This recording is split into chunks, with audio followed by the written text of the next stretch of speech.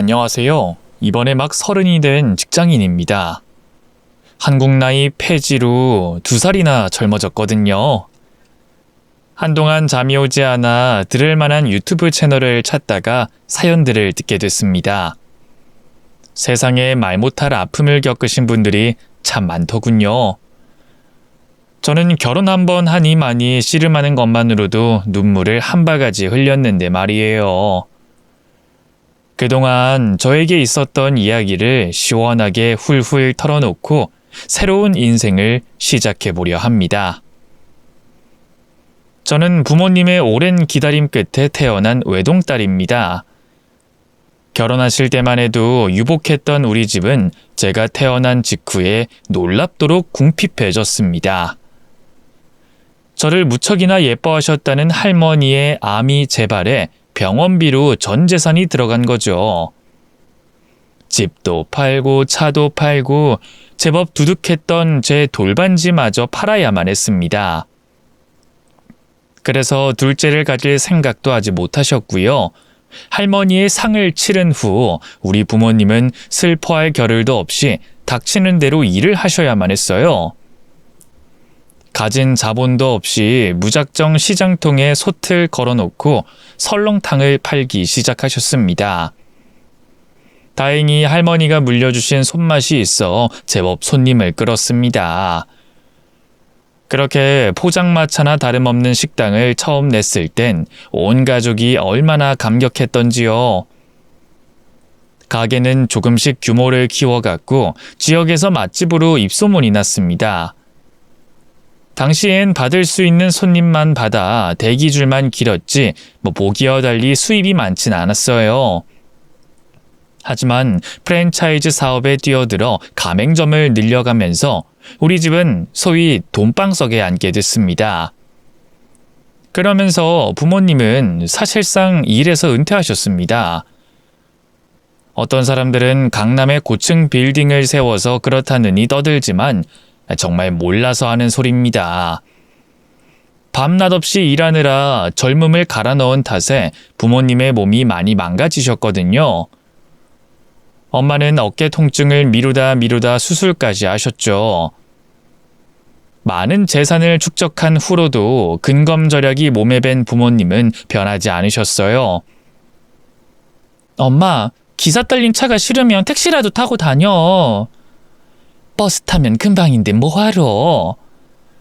사치품은커녕 새 옷을 사는 일도 드물었죠. 아직도 처음 장만했던 다세대 빌라에 그대로 살고 있습니다. 너무 오래된 집이라 저는 솔직히 이사를 가고 싶었습니다. 잠만 잘 자면 됐지. 집 크면 청소할 때만 많고 관리비만 더 나가지. 안 그러냐? 수리비가 더 들잖아. 화장실에 물 새서 뜯어 고친 게 언제야? 낡으면 고쳐가면 사는 거지. 너 엄마도 고쳤어야지. 새엄마 드릴래? 아, 진짜 너무해. 왜? 뭐 사위 데려올 때 눈치 보일까봐 그러냐? 그때쯤엔 파서 이사하자꾸나. 누가 그렇대? 나도 욕조에서 반신욕이란 것도 좀 해보자. 볼멘 소리를 하긴 했지만 저는 그런 우리 부모님이 좋았어요. 늘 가난했던 시절을 잊지 않으셨죠. 하루라도 쉬면 큰일 나는 줄 아시더니만 은퇴 후에도 한시도 가만히 있을 수 없는가 봅니다. 지금도 가맹점들을 돌아다니며 맛이 잘 유지되나 들여다보고 교육을 하신답니다. 그런 부모님을 저라고 닮지 않았겠어요? 저는 어릴 때부터 틈틈이 식당에 나가 설거지라도 돕곤 했어요. 대학을 간 후에도 용돈을 거저 받아 쓰지 않고 아르바이트를 했습니다. 학교 근처에 본사 직영점이 있는데 거기서 파트타임으로 서빙을 했습니다. 돈을 벌어봐야 잘 쓰고 잘 번다는 것이 부모님의 방침이었죠. 학교 안에도 식당이 많기 때문에 보통 학생들은 밖에서 밥을 먹는 경우가 별로 없습니다. 어느 날 식당이 한창 바쁜 저녁 시간이 지나고 쉬고 있는데 문을 열고 아는 얼굴이 들어오는 거였습니다. 같은 과 동기 영재였습니다. 물병과 잔을 갖다 주고선 돌아서는데 영재가 아는 척을 했습니다. 한수진? 뭐야, 너 여기서 알바해? 안녕. 저는 어색하게 인사했습니다. 영재와는 서로 얼굴은 알았지만 뭐 딱히 대화를 해본 적은 없었거든요. 영재는 스스럼 없이 말을 걸었어요. 여긴 뭐가 맛있냐? 뭐 설렁탕이 무난하지만 나는 만둣국 추천할게. 설렁탕 국물에 직접 빚은 만두 써서 맛이 차원이 달라. 뭐 매콤한 거 좋아하면 육개장, 뭐 칼국수 사리에 넣어도 맛있어. 그래? 그럼 만둣국으로 먹어볼까? 야, 근데 애사심이 대단하다. 청산유수네 아주. 그게 우리 부모님 가게라. 진짜? 음식이 나오자 맛을 본 영재는 만족의 눈빛을 보냈습니다. 식사가 끝날 때쯤 퇴근 시간이 맞아들어 영재와 같이 가게를 나왔습니다. 뭐 어쩌다 보니 커피를 하나씩 빨며 걷게 됐습니다. 진작 알았으면 자주 왔을 텐데. 나 이 앞에서 자취하거든. 뭐 딱히 숨긴 건 아니지만 워낙 살갑게 말을 붙이는 통에 저는 우리 집 사연을 대강 말해줬어요. 그 후로 영재는 지나가다 제가 있으면 들러 밥을 먹고 가곤 했습니다. 주방 이모와도 친해져서 옆 카페에서 커피를 사들고 와 한참을 죽치면서 TV를 쳐다보기도 하고요. 뭐 혼자 사니까 심심해서 저러나 싶기도 했어요. 워낙 학교에서도 친화력이 좋아 인기가 많은 친구였습니다. 제가 재료를 다듬고 있으면 심심하다며 끼어들기도 했습니다. 쪽팔을 아작내는 꼴이 언뜻 보아도 영 서툴렀어요. 생전 이런 거 한 번도 안 해봤지? 완전 도련님. 아니 뭐 꼭 해봐야 하나? 요즘은 남자가 집안일 안 하면 쫓겨나는 거 몰라? 대체 누가 데려갈까 몰라? 식당 하는 집 딸이 데려가겠지. 저는 순간 놀라 할 말을 잃었습니다. 이쯤 되면 저 혼자 김칫국 마시는 건 아니죠? 전부터 이모님이 둘이 무슨 사이냐고 찔러대긴 했지만 언감생심 꿈도 안 꿨거든요. 따지고 보니 외모며 성격이며 어디 하나 빠지는 데가 없으니 감사할 따름이었죠. 이런 핑크빛 기류를 타고 얼마 지나지 않아 우리는 사귀게 됐습니다. 비싼 밥 사 먹여야 꼬실까 말까인데 오히려 밥을 주니깐. 그래 좋다. 시시라니 꿈만 같은 나날이었죠. 영재를 따라 동아리에 가입한 후로 친구도 많이 생겼습니다. PC방에서 온라인 게임도 배우고 이따금씩 술자리도 가지고 진정한 대학 생활을 즐겼죠. 하지만 연애하면서도 아르바이트는 계속했어요. 그래서 학교 외에 데이트의 시간을 많이는 할애하지 못했죠. 그래서 영재는 아예 식당에 친구들을 데리고 와서 놀다 갔습니다. 식사가 메인이지만 전골이나 수육 같은 안주거리나 술도 팔거든요. 여기 우리 여자친구네 가게야. 그래? 야, 네가 싸라. 그래도 얼굴 보겠다고 온 게 고맙고 친구 소개시켜주는 자리처럼 되기도 해서 돈을 내고 가지 말라고 말렸습니다. 그랬더니 다른 친구를 데리고 와서 또 술을 마시더군요. 어느새 계산하고 가지 않는 게 당연시 돼버리고요. 조금 황당하다가는 끝내 화가 났습니다. 식대를 제가 받을 급여에서 제했는데 이런 일이 몇 번 반복되니까 제 급여날에 들어오는 돈이 거의 없는 거예요. 작정하고 영재를 불러 앉혀놓고 좋게 좋게 말했습니다. 너 계산하고 가는 거 자꾸 까먹는 것 같은데 이러면 내가 좀 곤란해. 그랬나? 그거 다 내 월급에서 까는 거라고. 에? 아니, 너네 가게라며. 거짓말이었어? 속으로 한숨을 쉰 저는 차근차근 설명했어요. 골빈놈인 걸 그때 진작 알았어야 하는 건데. 우리 아빠가 체인 본부 대표고 여기가 본사에서 운영하는 지점인 건 맞지. 그렇다고 내 멋대로 음식 내주고 금고에서 돈 꺼내가는 줄 알아? 여기가 구멍가게도 아니고 그건 횡령이야. 말을 왜 그렇게 무섭게 해. 미안해. 괜히 싸우고 싶지 않아 그 일은 그렇게 그냥 넘어갔습니다. 머지않아 새학기가 돼 영재는 동아리 회장이 됐습니다. 과에서도 중책을 맡게 됐고요. 신입생 환영이니 뭐니 주변 상권이 들썩이는 시기였습니다. 이것저것 행사 주최할 일이 생겨났죠. 이번 주에 뒤풀이할 식당을 빌리기가 여의치 않네. 예약이 다 차서. 그래? 몇 명인데? 60명. 그래서 말인데 너희 식당에서 하면 안 돼? 한 30% 정도 할인해서 그 매출 한 번에 땡기면 서로 좋잖아. 며칠 몇 시인데?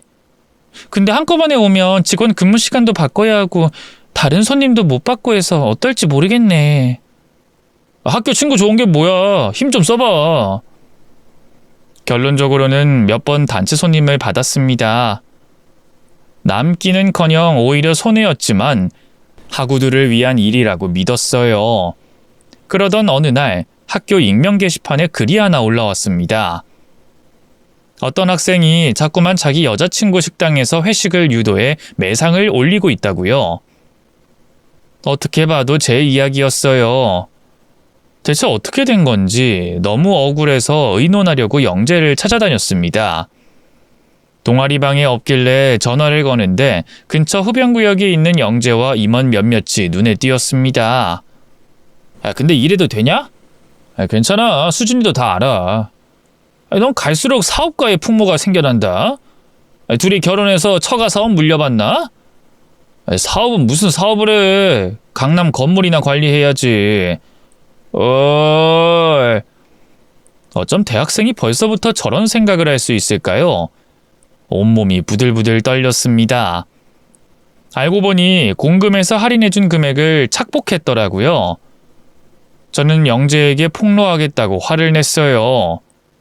엄밀히 따지면 법적 처벌을 받을 수 있는 일이라 영재는 제게 싹싹 빌었죠.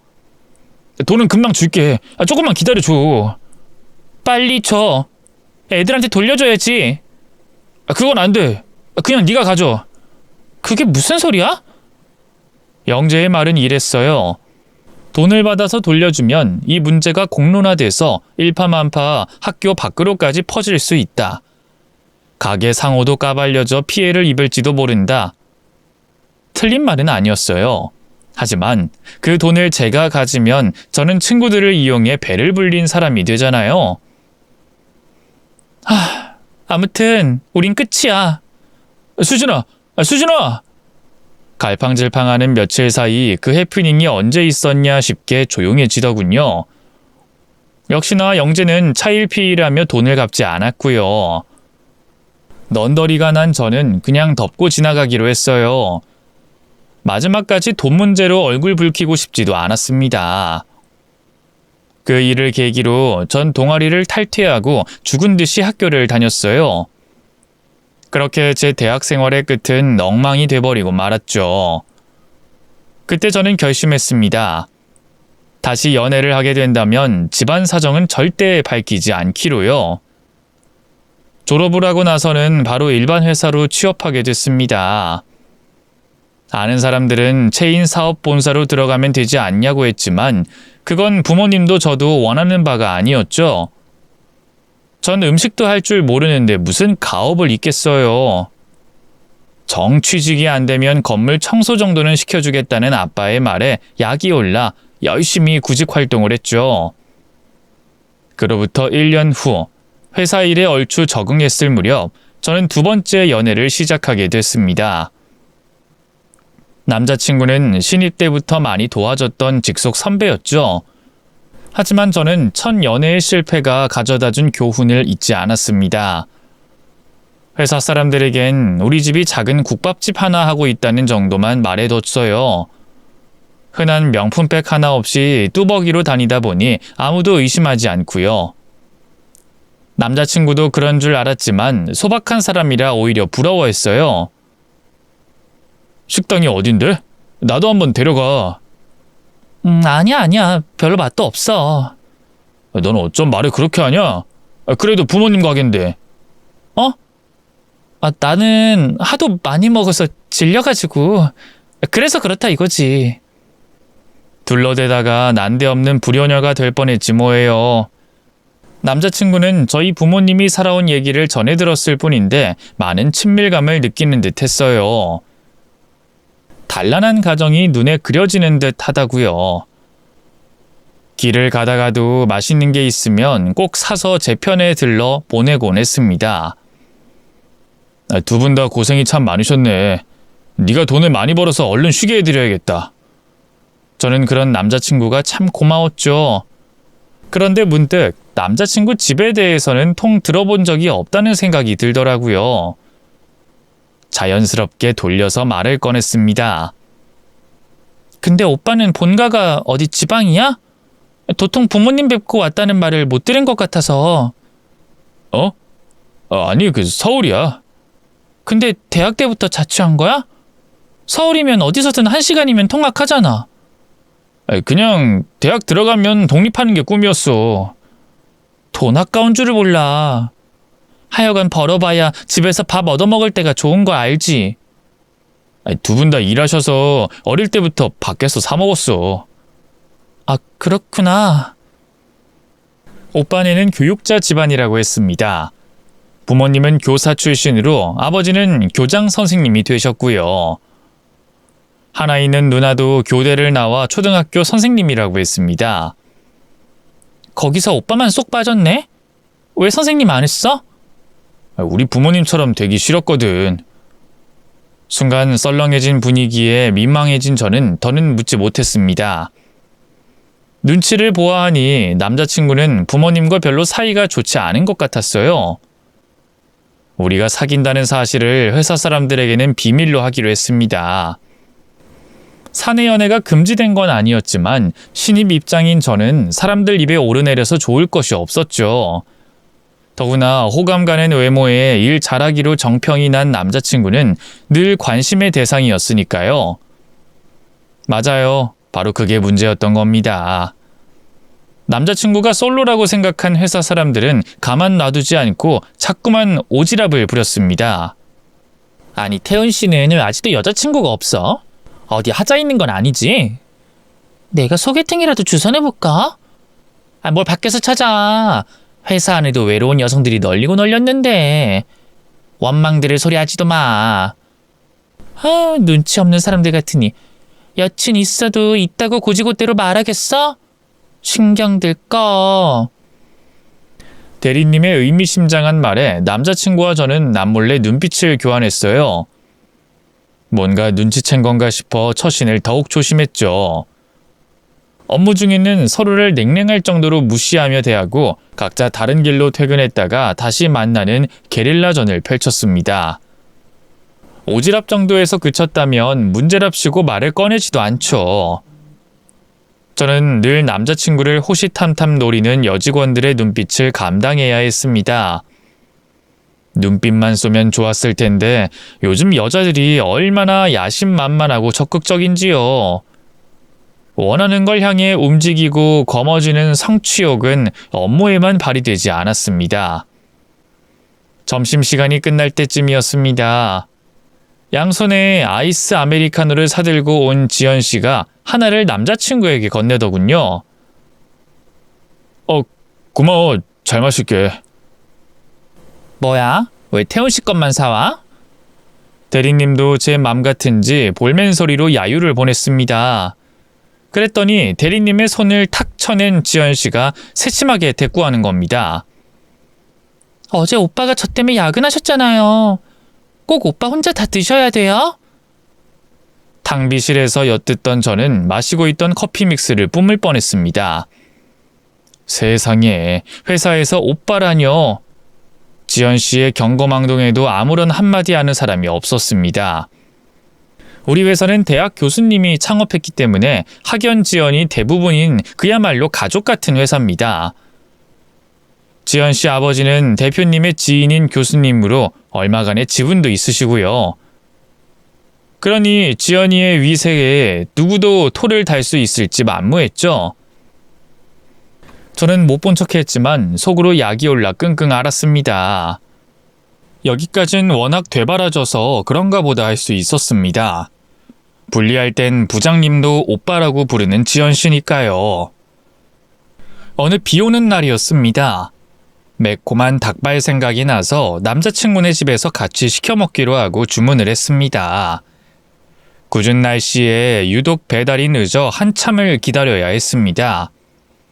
목을 빼고 기다리고야 도착한 닭발을 테이블에 다 차려놓은 후에도 남자친구는 핸드폰만 붙잡고 있었습니다. 희죽대며 계속 메시지를 치는 꼴이 얄미웠지만 모른 척 물었습니다. 누구야? 회사? 지연이. 지연 씨?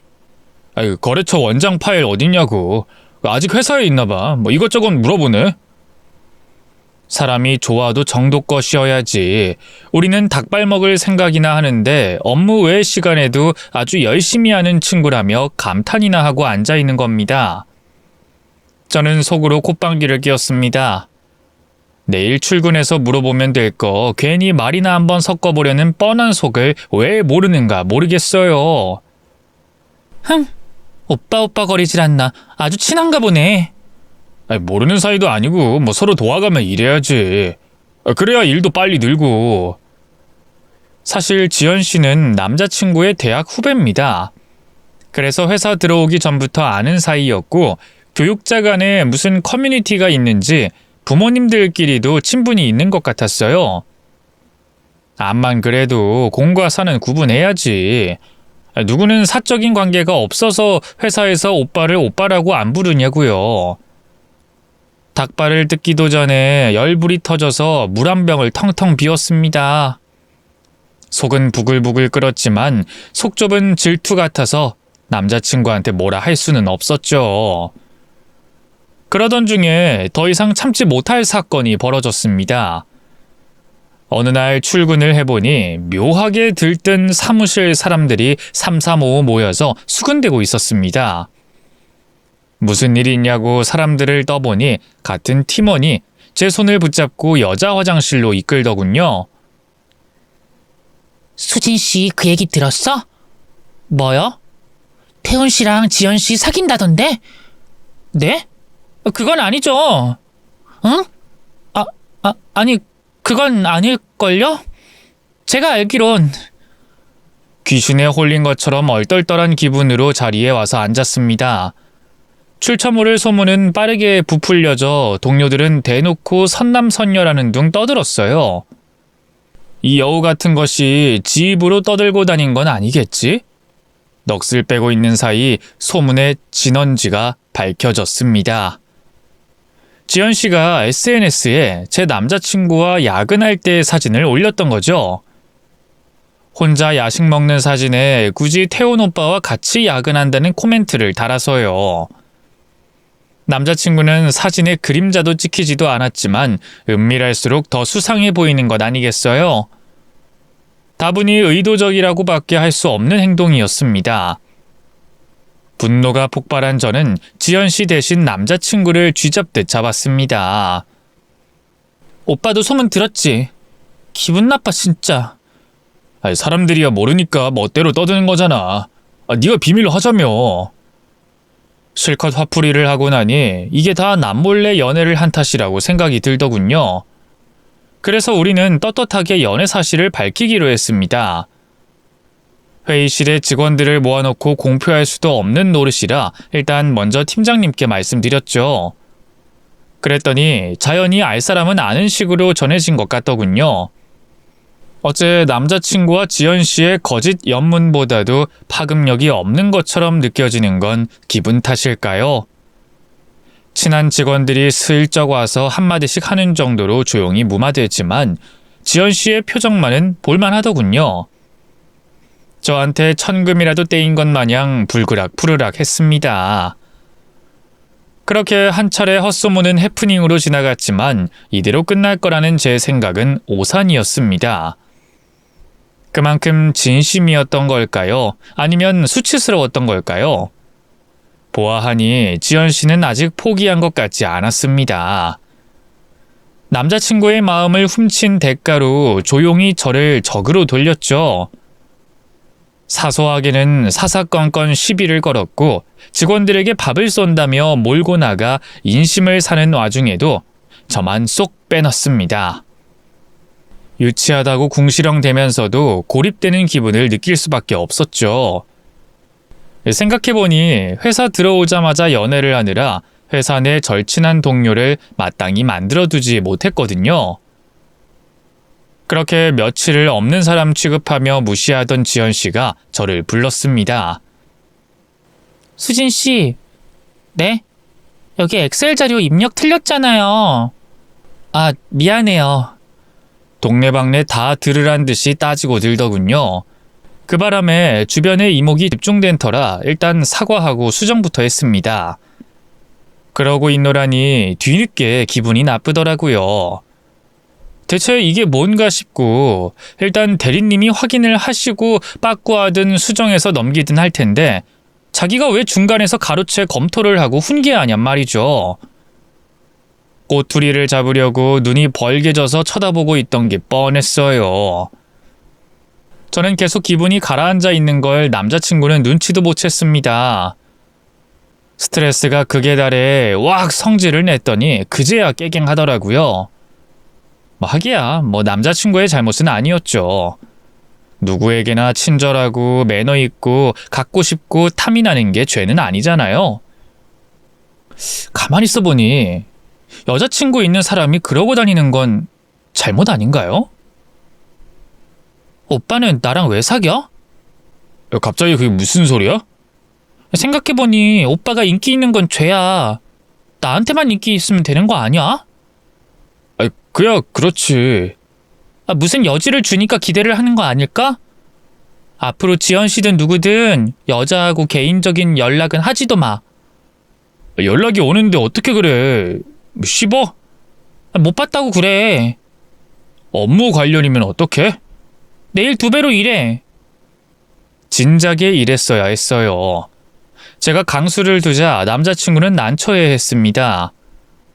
그 후로도 지연 씨가 사적인 문자를 보내왔지만 절대 답하지 말라고 엄하게 단속했죠. 남들은 다 그렇게 하는데 별일도 아니었죠. 전체 회의가 끝나고 모두 업무에 집중해 키보드 소리만 울리는 오전 시간이었습니다. 갑자기 지연 씨가 왈칵 눈물을 터뜨리며 화장실로 달려가는 게 아니겠어요? 뒤쫓아간 직원에게 몸이 안 좋아서 그렇다고 둘러댄 모양이지만 왜 저러는지는 우리 둘만이 알았죠. 근무 시간 내내 마음이 불편해 가시방석이 따로 없었습니다. 결국 마음 약한 남자친구는 약국에서 약을 사다가 지연 씨를 따로 불러냈습니다. 어디가 아프냐며 해열제를 챙겨주고는 넌지시 연락에 답변 못해서 미안하다고 사과를 한 모양이에요. 의기양양하게 돌아오는 지연 씨의 얼굴이 활짝 폈더군요. 도무지 당할 수가 없더라고요. 내가 잘못하고 있나도 싶고 지연 씨 마음은 지연 씨 마음이니 우리 사이를 공고히 하는 게 가장 중요하지 않을까 하는 생각이 들었습니다. 저는 남자친구에게 전부터 하고 싶었던 말을 꺼냈습니다. 오빠, 근데 나는 오빠 부모님 언제 소개시켜 줄 거야? 오빠는 우리 엄마 자주 보잖아. 나도 한 번쯤 인사는 드려야지. 그게 우리 부모님은 내가 여자친구 사귀는 것도 모르셔. 뭐? 저는 적잖이 당황했습니다. 남자친구가 제대로 프로포즈한 건 아니지만 같이 살고 싶다 같은 말들은 여러 번 했었고 은연중에 서로가 함께하는 미래를 그리고 있는 줄 알고 있었거든요. 그럼 나랑 결혼할 생각이 없다는 건가?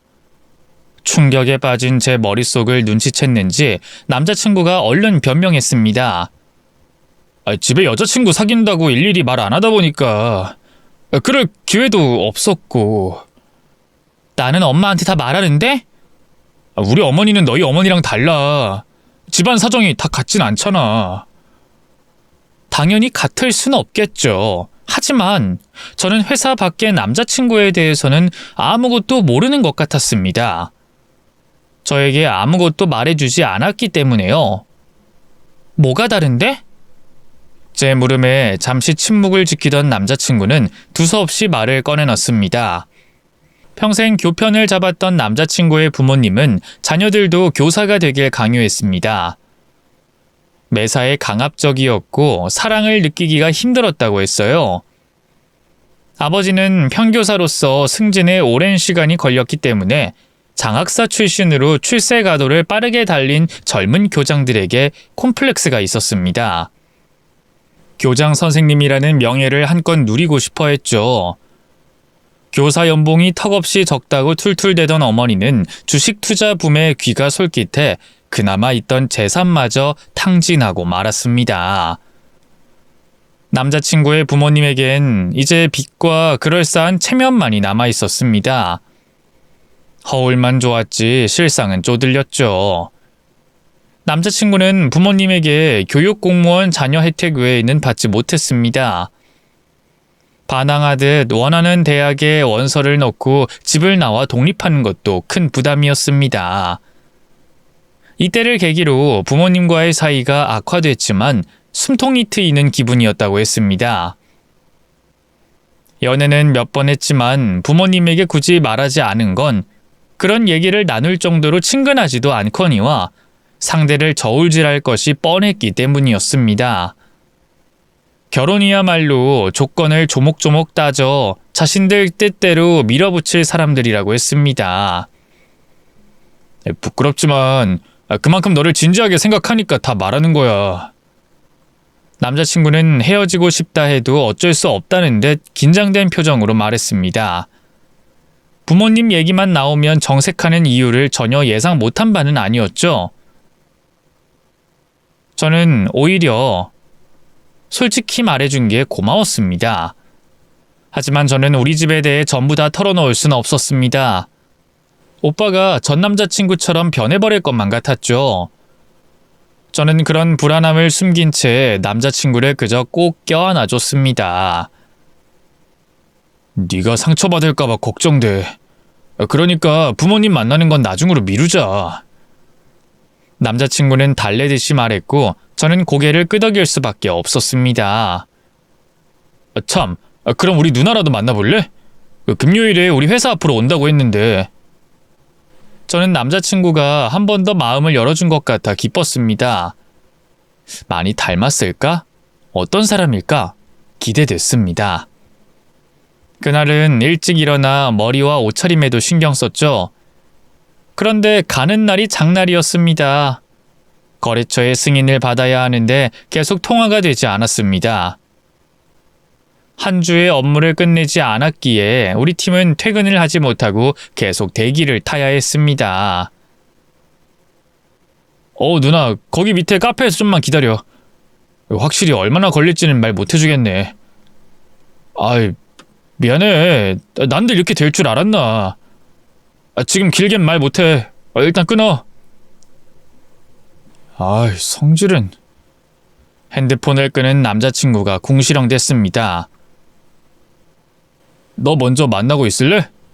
남자친구의 말에 저는 얼른 고개를 저었습니다. 퇴근길에 옆에서 들은 지연 씨가 끼어들었습니다. 성아 언니 왔대요? 제가 말이라도 전해드릴까요? 그럴래? 남친이 반색하며 반기자 지연 씨는 통화를 하며 내려갔습니다. 네 언니 저예요. 지연이요. 오랜만에 얼굴이라도 봬요. 제가 지금 그쪽으로 갈게요. 하여간 언니 오빠 되게 좋아하네. 저는 속으로 궁시렁거렸습니다. 한 30분 뒤 남자친구와 저는 업무를 마무리하고 카페로 내려갈 수 있었습니다. 우리를 발견한 지연 씨는 생글대며 누나에게 인사한 후 자리를 떴습니다. 저는 긴장된 낯으로 맞은편 의자에 앉았습니다. 안녕하세요. 네, 친구? 남자친구가 끼어들었습니다. 여자친구야. 내가 전에 얘기했잖아. 일부러 모른 척한 걸까요? 남자친구 누나는 마땅찮은 눈빛으로 저를 취조하기 시작했습니다. 같은 회사 다닌다고요? 네. 대학은 어디 나왔어요? 땡땡대요. 태연이보단 한 등급 아래네. 옆에서 듣다 못한 남자친구가 한마디 못했습니다. 자기보단 수능 점수 높아야 들어가는 학과라고요. 저는 애써 웃으며 말을 돌렸습니다. 요즘 아이들 가르치기 힘드시죠? 예, 그건 그렇고, 부모님은 어떤 일 하세요? 네, 그 작은 식당 하세요. 내 대답에 남자친구 누나는 더 들을 것도 없다는 듯 관심을 끊었습니다. 창밖으로 지나가는 사람들을 바라보며 딴청을 하다가는 갑자기 지연 씨 얘기를 꺼내는 것이었습니다. 지연이는 많이 예뻐졌더라.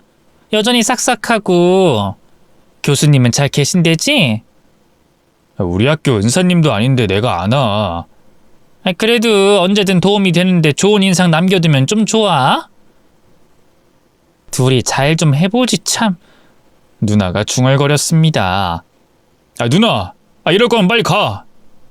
남자친구가 언성을 높였습니다. 저는 사람을 앉혀놓고 없는 사람 취급하는 무례함에 얼굴이 굳고 말았습니다. 아유, 이 헛똑똑아. 지연이랑 결혼만 해봐. 아버지가 밀어주지. 어디 아파트만 해와? 그렇게 좋다는 애가 있는데 대체 뭐가 부족해서 너는... 누나! 남자친구 누나는 자리에서 쫓겨나다시피 하면서도 끝까지 할 말을 다 했습니다.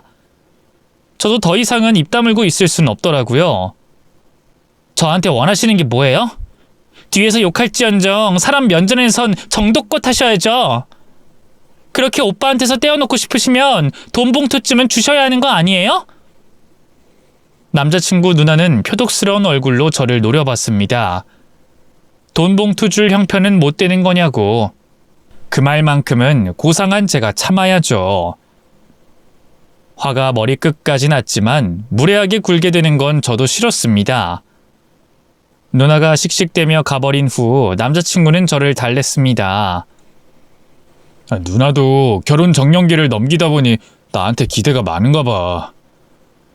선을 수십 번 보면서 재고 따지느라 혼기를 훌쩍 넘겨버린 모양이에요. 남자친구를 닮은 얼굴에 심술이 그득하더라고요. 팔짱을 낀 채 입을 꾹 다물고 있는 저를 보던 남자친구가 한숨을 쉬었습니다.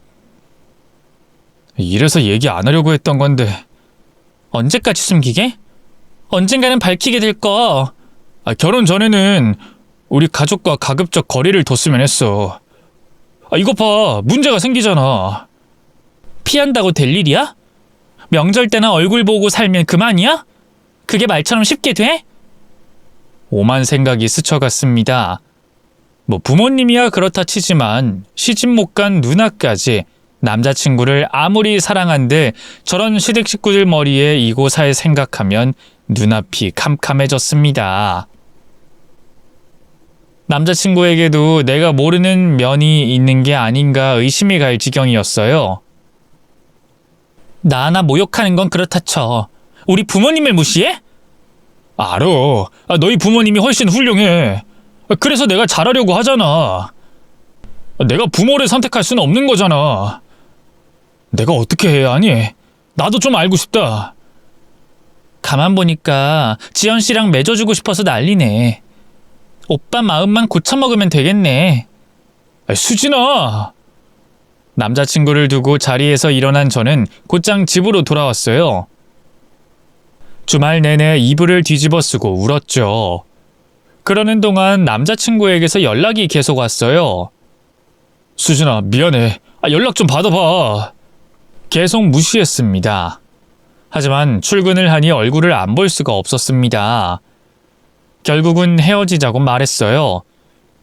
남자친구는 계속해서 붙잡았지만 저는 도저히 그의 가족들을 감당할 자신이 없었습니다. 그렇게 우리는 헤어졌습니다. 2년여의 시간이 흐르는 동안 저는 이직했고 대리로 진급했고 몇 번의 스치는 만남도 있었습니다. 소개받는 사람들은 부모님의 배경을 알고 눈이 벌게져 달려들고 어쩌다 알게 된 사람들한테 가난한 척하며 반응이 뜨뜻미지근하더니 연락이 끊기곤 했습니다. 다 부질없게 느껴졌어요. 어쩌면 나도 모르게 오빠와 비교하고 있었는지도 모르겠어요. 피해왔지만 같은 업계라 언젠가 만나게 될 줄은 알았습니다. 업체 사전 미팅에서 우연히 오빠를 다시 만났습니다. 나쁜 일들은 잊고 오랜만에 얼굴을 보니 반갑더군요. 바뀐 연락처를 교환하고 며칠 후 술자리를 가졌습니다. 오빠는 아직 혼자라고 했어요. 지연 씨랑 신나게 만나고 있을 줄 알았더니. 진짜 아니라니까. 집에서 혼자 평생 산다고 말했어. 지연이는 결혼한다는 것 같던데? 누구든 나보다 낫겠지. 왜 그런 말을 해? 오빠도 좋은 남자야. 오빠는 씁쓸하게 웃었고 우리는 계속 술만 마셨습니다. 사실은 많이 보고 싶었어. 그렇다고 계속 연락할 염치도 없고 스토커처럼 찾아가면 더 질릴 것 같고 이렇게 우연히 만나게 되는 날을 상상했지. 밝았던 오빠의 얼굴은 수척하니 말라 있었습니다. 속상한 마음을 티내지 않으려 노력해야만 했어요. 만나면 뭐 어쩌게? 이렇게 술이나 한잔할 수밖에. 우리 다시 시작하면 안 될까? 우리가 다시 만나면 결혼해야 돼. 해야지. 평생 혼자 산다며. 그건 너랑 결혼 못하면 혼자 산다는 거지. 헤어질 때도 눈물을 보이지 않던 남자친구의 그렁그렁한 눈망울을 보니 마음이 약해졌습니다. 저 또한 꾹 눌러 담았던 그리움이 절로 솟아났죠. 우리는 연락하며 몇 번의 만남을 가졌고 다시 만나보기로 했습니다. 주변 상황 다 제쳐두고 이 남자만 믿어보기로 했어요. 결혼 준비까지는 속전속결로 이루어졌습니다. 남자친구가 아예 월급 통장을 맡겼기 때문에 서로 합쳐서 그 안에서 살림을 마련하기로 했어요. 드레스니 식장도 크게 욕심을 내지만 않는다면야 어려울 것이 없었죠. 우리 집에 인사 온 남자친구는 대뜸 수진이를 행복하게 해주겠다 말했습니다. 부모님은 예비 시댁이 교사 집안이라는 언질 정도는 들으신 터라 가타부터 별 말씀이 없으셨습니다. 그저 상다리가 부러지게 차려놓은 밥상을 복스럽게 먹는 모습을 신기하게 구경할 뿐이었습니다. 국밥집 하신다더니 역시 음식 맛이 좋으시네요. 엄마는 대체 뭐라고 말한 거냐고 제게 눈치를 보냈습니다. 장사를 했던 아빠는 대낮부터 취해 온갖 진상을 부리는 손님들을 봐왔기 때문에 술을 먹어봐야 한다는 주의였습니다. 고작 술 2잔을 받아 마신 남자친구는 얌전히 잠이 들었습니다. 아빠는 흡족했는지 그날 밤 남자친구를 우리 집에 재웠습니다. 아빠, 일부러 말 안 했어. 우리 집이 아직도 작은 식당 하는 줄 알아. 그래도 좋대. 저 사람도 집 해올 형편은 못돼. 둘이 합쳐서 어떻게든 해보려고. 그래, 그럼 됐다.